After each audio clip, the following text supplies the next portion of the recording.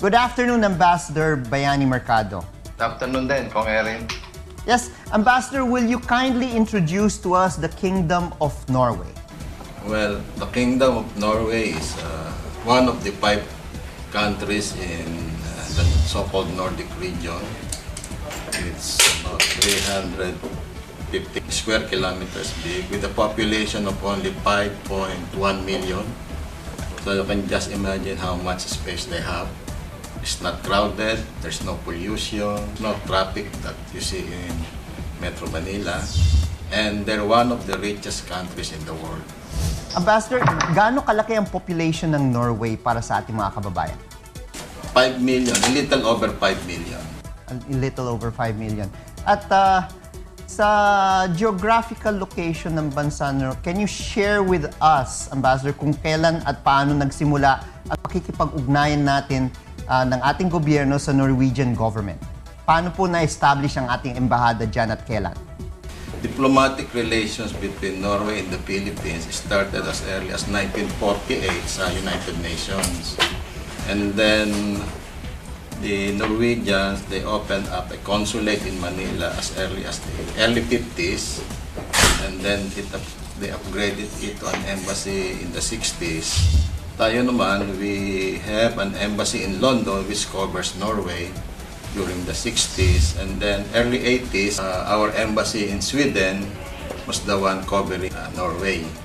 And then in April of 2007, in the light of increasing relations between Norway and the Philippines, we decided to open an embassy in April of 2007. I am the 3rd ambassador of the Philippines to Norway, President Ambassador.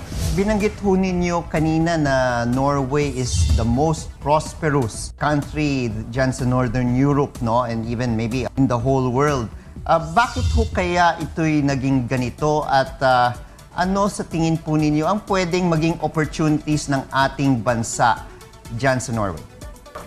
Well, one is they have lots of oil and they have used wisely the earnings from this oil. They have this oil pension fund, and part of the fund they invest in other countries. In the Philippines alone, they have invested something like 4.9 billion kroner. Anywhere in the world, you will find Norwegian investments. So you can just imagine the amount of capital and investments they have worldwide. They also have a big fisheries industries. They have a big shipping industry, and that is the heart of our relations with Norway, maritime. 25,000 Filipino sailors are on board Norwegian vessels. Just imagine 25,000 sailors work in Norwegian vessels, and some of them are already ship captains. Yes, Ambassador Bayani, para sa at least ideya ng ating mga kababayan, no, kung gaano kalaki ang Norway, can you picture it? It is as big as Cebu or Negros or the whole of Luzon in terms of size? Well, I think halos kasing laki na ng Pilipinas kapag dikit-dikit may mga islands. It's about 350 square kilometers from end to end, from Oslo, which is in the a little eastern part, to get to the northern part will take about 2 hours by plane. Halos parang Manila to Davao, parang ganun kalaki, no? Kung titignan nga natin kung 2 hours ang flight mula sa north hanggang sa south. Yes. Ano po ang latest po statistics po natin sa mga Pilipino po dyan na nagtatrabaho o naninirahan sa Norway? Binanggit ho ninyo kanina yung mga nagtatrabaho sa mga bapor, no? Pero in terms of population that resides in Norway, ilan po sila dyan?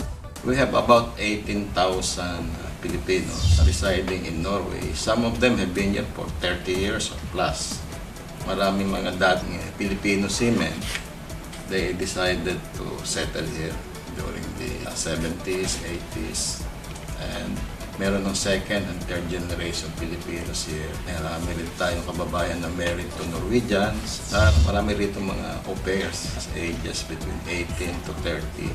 Yung mga former seamen, bago mag-establish po ng kanilang residency or mag-retire po dyan, Ano po ang nagiging trabaho nila pagbaba po nila sa vapor? Well, some work in factories, offices, iba-iba trabaho, iba nagninegosyo, meron ito nasa catering business, sa yung balikbayan box business, remittance business. And Ambassador Bayani, yung density po, sinabi ho ninyo mga 18,000 ang mga kababayan po natin na tumitira sa Norway. Saan po natin sila mahanap? Sila ay nasa Oslo ba o nasa ibang probinsya? O paano ang monitoring po ninyo dito? Well, they're spread all over Norway. Of course, siguro, mga kalahati andito sa Oslo. But you can find them as far north as the Lofoten Islands, sa western Norway, southern Norway. Alam ng mga kababayan natin where the opportunities are, they go. Let us know more about our country's embassy in Norway when we come back. Please stay tuned.